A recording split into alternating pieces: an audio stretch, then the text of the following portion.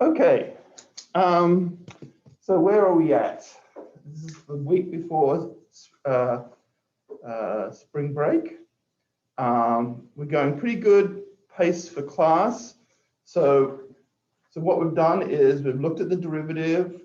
We've looked at all kinds of formulas for finding the derivative. And in the present chapter, we've been looking at applications of the derivative. So the big one was finding max and mins. And over the last two classes, we looked at applications to economics. We looked at average cost and elasticity and did a little bit of a calculus analysis of those. To finish off chapter 4, we're going to have a look at two new functions which we can use to analyze various situations.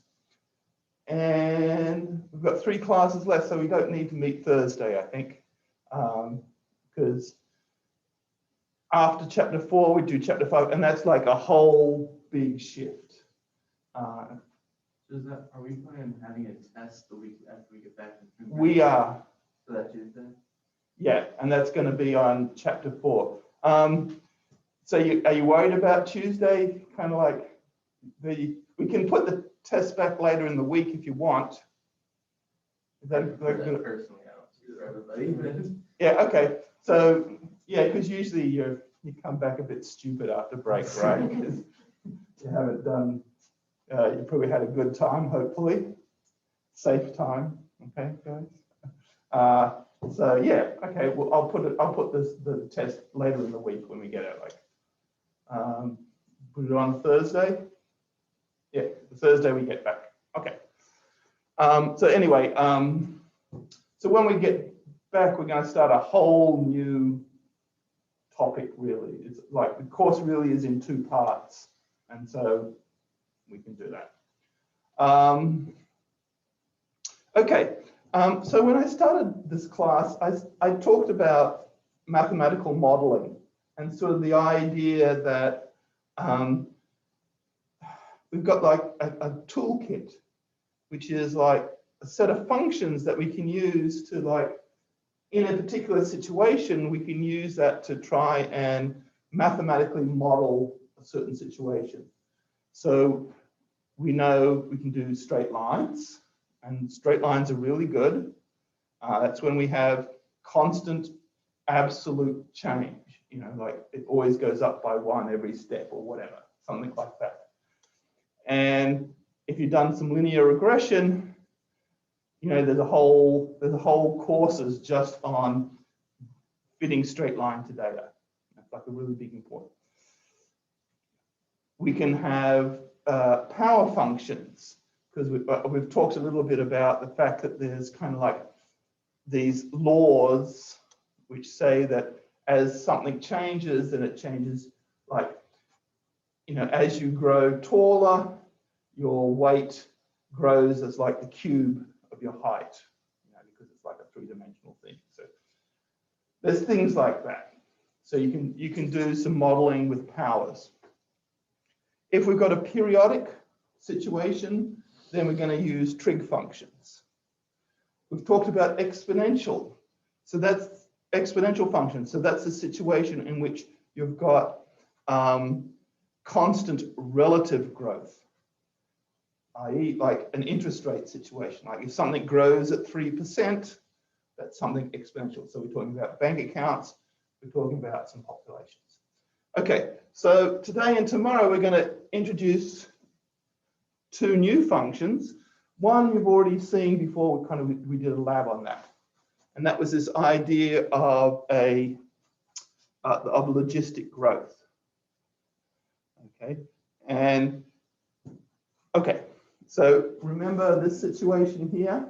So this is the US population from 1790. So from the first census, which was after the Revolution, blah blah. They got George Washington to be president, all that good stuff, to 1860 when Lincoln was president, and So that was a time of just like really unlimited growth, right? Because they could just take land off people that already had the land, the Native Americans, of course.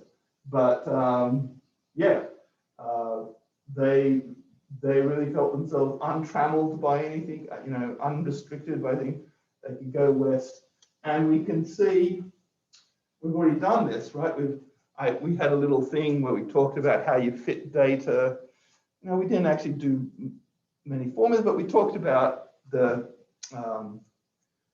least squares regression, which is kind of like the standard way that people fit curves to data. And again, you can do whole courses just on that. But we saw that between 1790 and 1860, we had a really nice exponential growth in the US, where there was like a 3%, the population in the US grew at a rate of 3%. So we see that an exponential model is actually a very good model for that population there. Okay. And so the thing about models, models are good for interpolation. So like if we wanted to figure out, what was the population in, I don't know, in a non-census year, if we wanted to figure out what was the population in 1817, there wasn't a census, but the model fits the data so good that we can just use the figure from there and we can say this was the population in 1817. Okay, so interpolation models are fantastic for interpolation. Extrapolation is a different story, right? Because extrapolation would show that exponential growth after a while. The population of the US would be so big that we couldn't fit it on the planet if you got under. So, in fact, I think there's a famous thing in The Origin of the Species. Charles Darwin says, like, if elephants grew exponentially, then the whole world would be covered by elephants. Okay, so we saw that this was good for this thing here, but if we then went to 1940, to just before Pearl Harbor, who's president here? FDR is president. Roosevelt's president. And so between 1860 and 1940, we've seen that this exponential model no longer fits the data very well.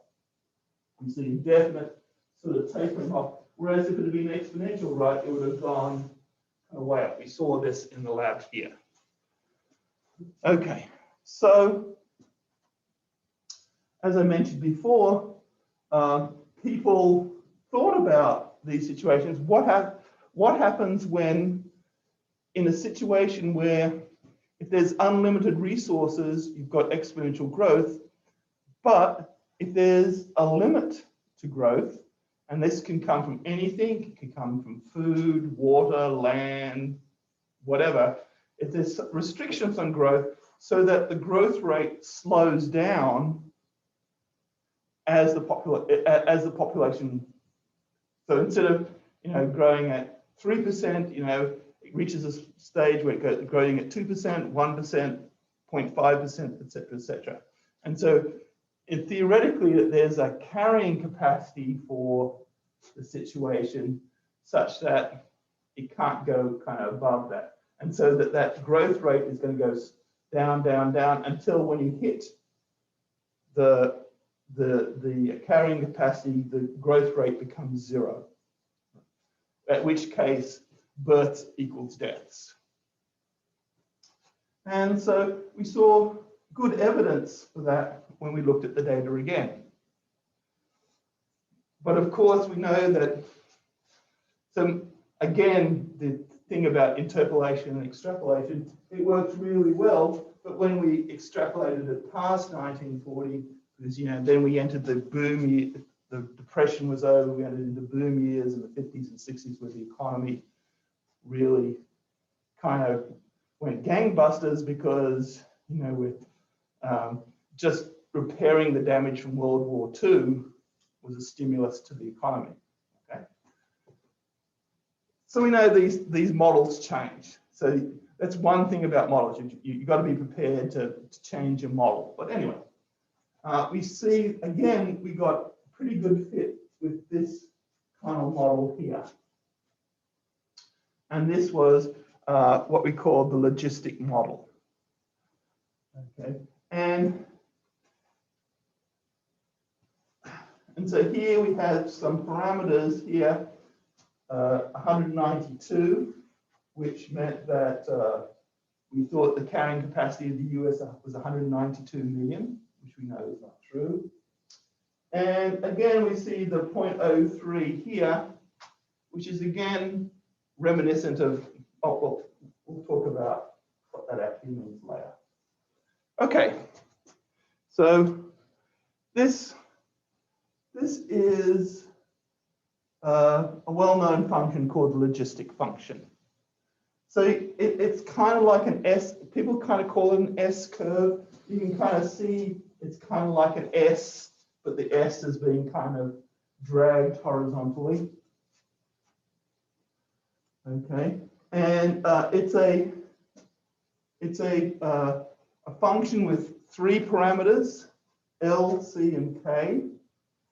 So we did this little experiment where we saw for different levels of L, we see that the curve settles in on different values. And you can see why that's true, right? Because when t gets really big, a negative exponential becomes 0, right? And so the bottom becomes 1, so the thing goes to L. So that's easy to see. So L is this carrying capacity. K, what does K mean? Well, K sort of shows you how quickly you go towards that carrying capacity. And it turns out that for small t,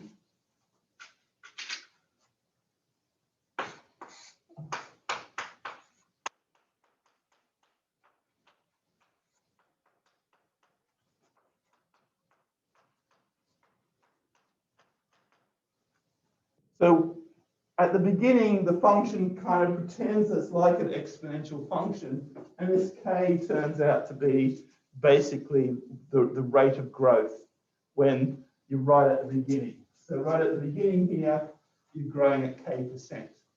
So like for the American situation that we had before,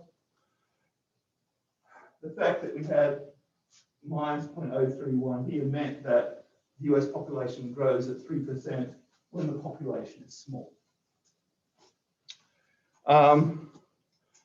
And the parameter C doesn't really have a nice meaning. It's just used there for curve fitting.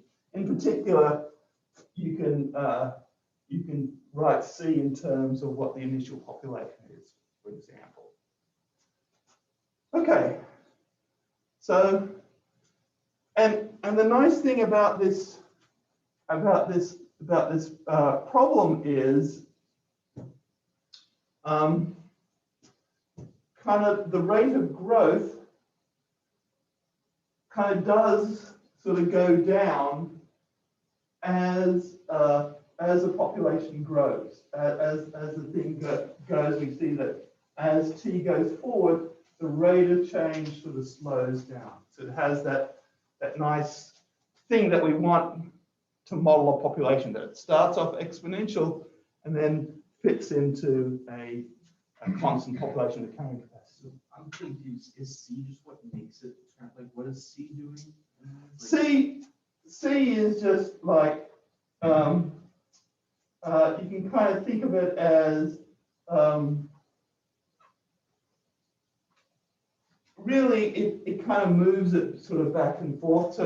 So for the same L and K, right? L determines how high it is. K determines like how it goes from 0 to L, how quickly it does it. C just depends, you know, like, do we start here or do we start, I mean, where do we put this vertical axis? We put it here, here, here. What C is sort of determines where we put that.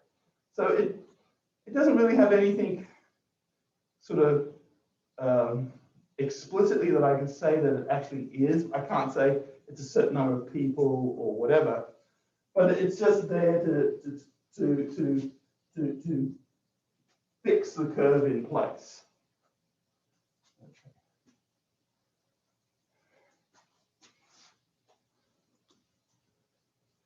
Okay, so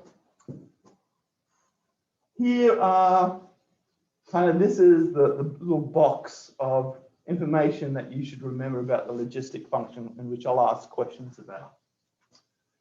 L is the carrying capacity, or they call it the limiting value. That's where they get L from.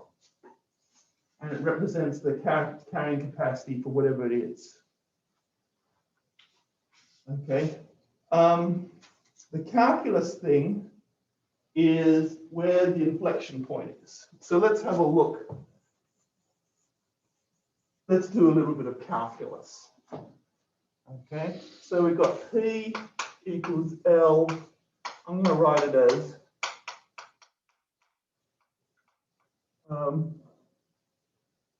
yeah.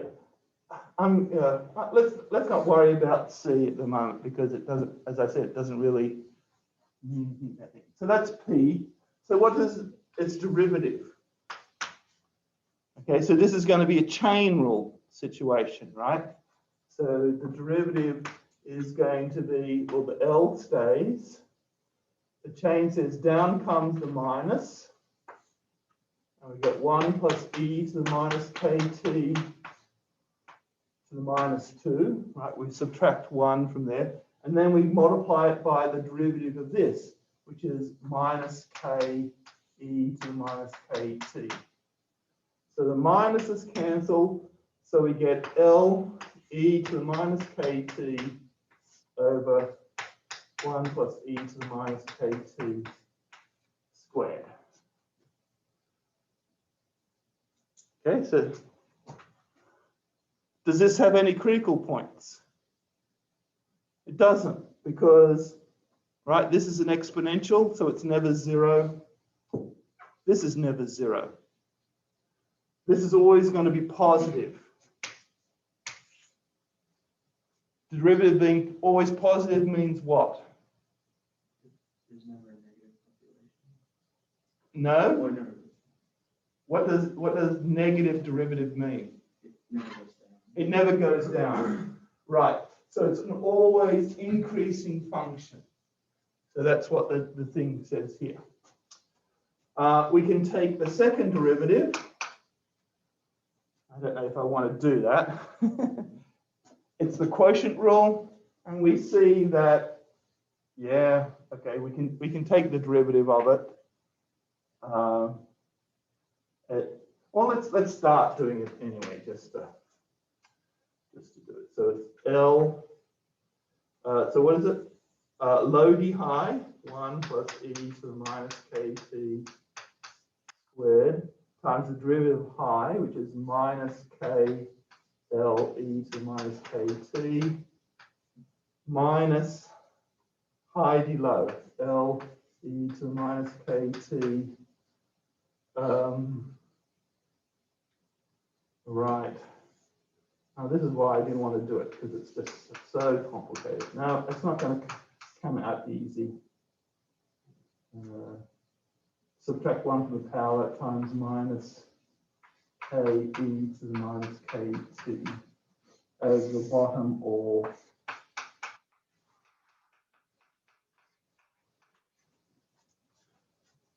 okay, we can do it. And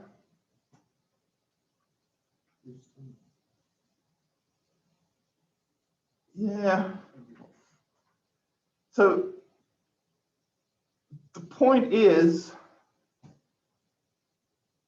it's some complicated math, but the thing is, hopefully you can see that now it's got a numerator where it's possible that it could be 0. So before, up here, we had something which is always positive. This becomes pretty complicated, and we can kind of play with it a little bit more. It's not really that complicated because it's got a lot of common factors, right? But the important thing is that there is a value for which it equals 0, and that value is going to be when it's at half the carrying capacity. When P equals L on 2, the second derivative is 0. I don't want to go through all the details of that, but it's just like... So for a logistic function, we'll never have to do that. It's just L over 2 every time? Yes. Oh. Yeah. So, so like I said with C just moves it back and forth, this curve back and forth horizontally. And so the inflection point will change at different times as you move it back and forth, but it'll always be at the point when the population is L on 2. Okay. So we could do the derivation if I was more organized and I was neater. It's one of those ones where you've got to be really precise and neat, so I don't want to make a fool of myself by doing it anymore. But I'm confident that I could have done it, right? Because a lot of stuff is going to factor out. We can figure that out. Okay. So that's fact 1, fact 2, and fact 3 is what I've already said, is that when the population is small, it's approximately exponential with the growth rate of k. So you see that the function has 3 changes, right? It starts off approximately exponential with a growth rate of k until it reaches L on 2, in which case you've got a inflection point, and it goes from concave up to concave down, and now it kind of slowly eases into the carrying capacity. So that's what you need to know. Okay. So let's ask some, oh, here's another kind of situation. So we talked about population, but logistic curve is useful for anything, any situation where you've got like an S curve. And so another situation is like we have a drug where, you know, someone gives you a drug to treat some problem, right? So if you think about it, the drug first goes into your bloodstream, and you get kind of like an immediate response because the drug starts working, and it's kind of sort of starts exponentially, but then you've got like a maximum possible response, right? And so we might want to model that with kind of like an S curve. So we can model that with a logistic function. Another situation is like the spread of a rumor. Okay, so is she really going out with him? Blah blah blah blah. Goes around the university, right? And what happens first off? It's fresh gossip. Hardly anyone knows it. It grows really rapidly, right? It grows exponentially. But then after a while, you know, people already know it. And so again, it's going to settle into like some maximum response. So it can't be more than 100% of the people. Okay. So again, that's kind of like an S curve. And so you can model that with that.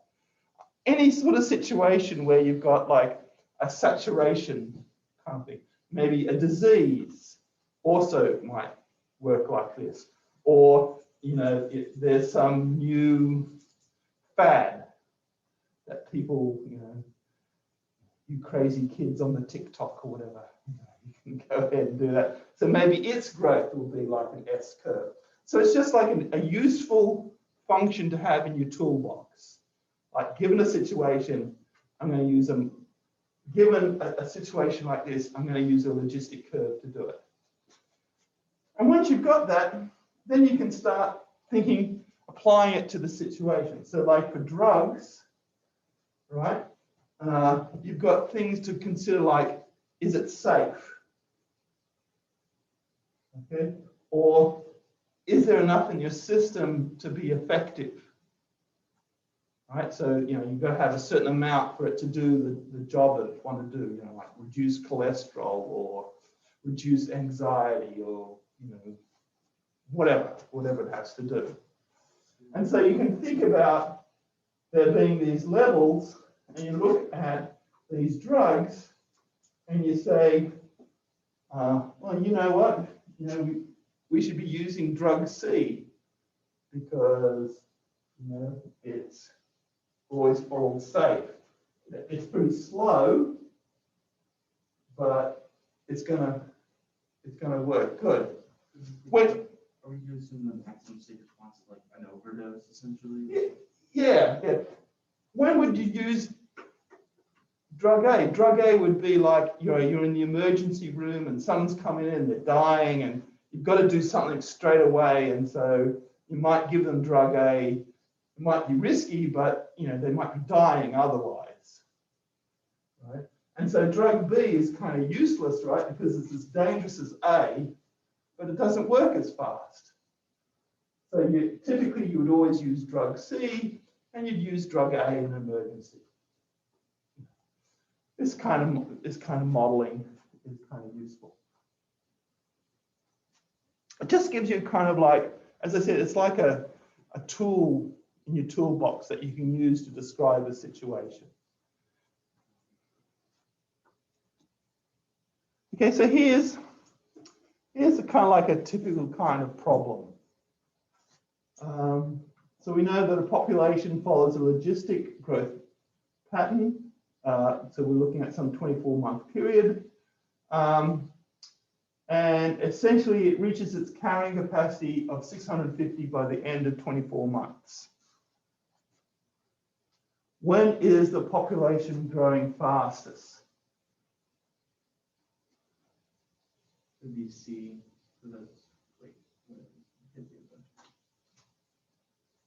Okay. Because when we're in a situation where we've got a function that goes from concave up to concave down, the population is always growing fastest at the inflection point, right? Because it starts off increasing, inflection point, then it goes the other way. Okay, so good.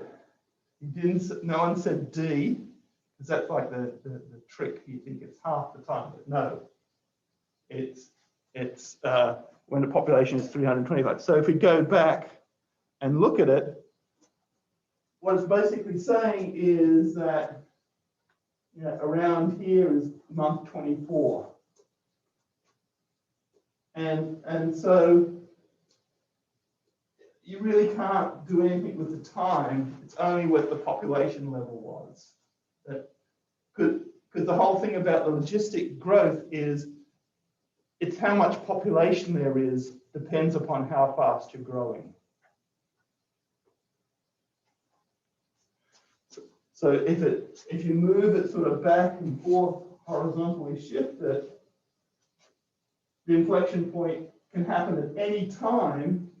So it's always going to happen when the population is at the halfway level.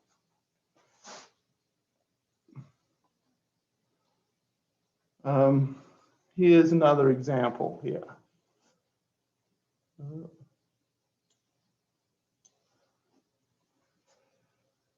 I tell you that a quantity Q grows logistically.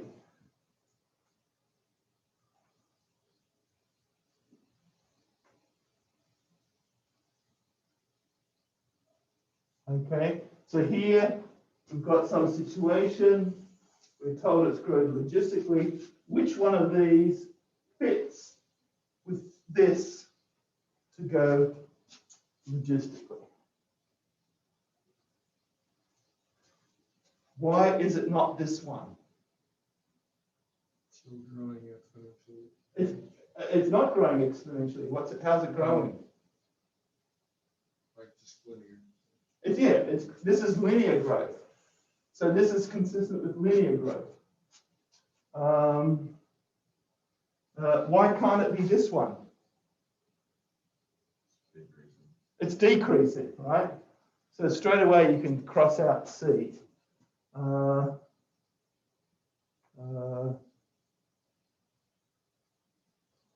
What's another one we can cross out pretty easily? What about E? Why can we cross that out? It stops, it flattens out. It stops and then goes up again. Okay, and then finally, why can't it be?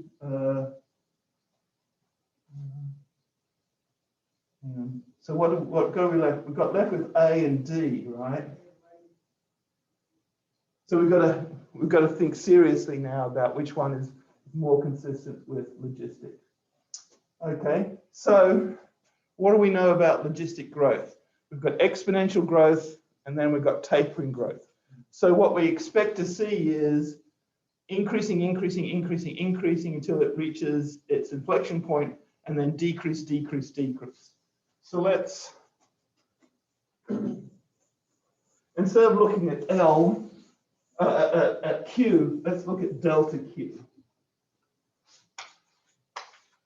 Okay, so we know it goes up by 20, then it goes up by 40, then it goes up by 90, then it goes up by 140, and then it goes up by 120.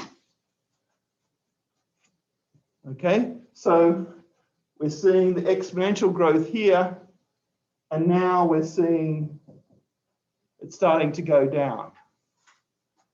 Right, so around here, we've reached an inflection point. Okay, so let's have a look at the difference between A and what was the other one? D.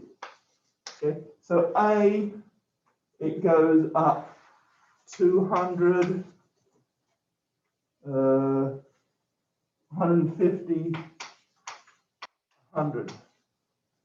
That's a little bit suspicious, like going 140, 120, 200. So I'm disclaiming this. So what about D? D is my favorite so far. So we've got 80, 40, 20. Okay, so we see that kind of fits in perfectly with that. So we're seeing exponential growth and then sort of decaying to the L.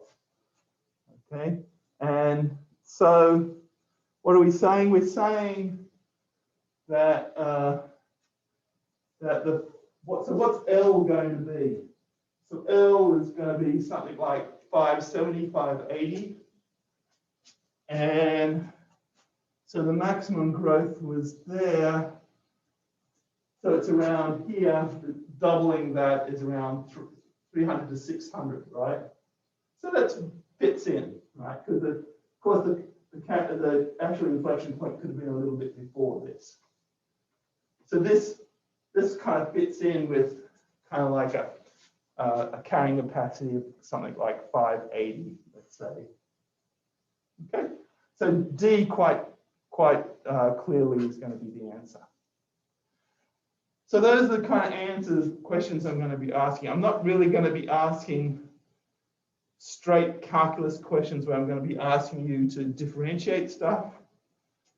I'm going to ask questions based upon what the carrying capacity is and what the inflection point is, and maybe what the initial growth rate is. Okay?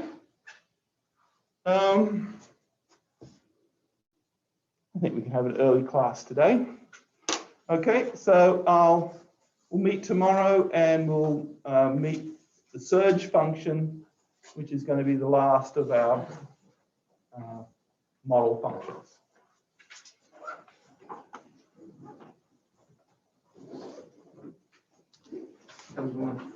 You too.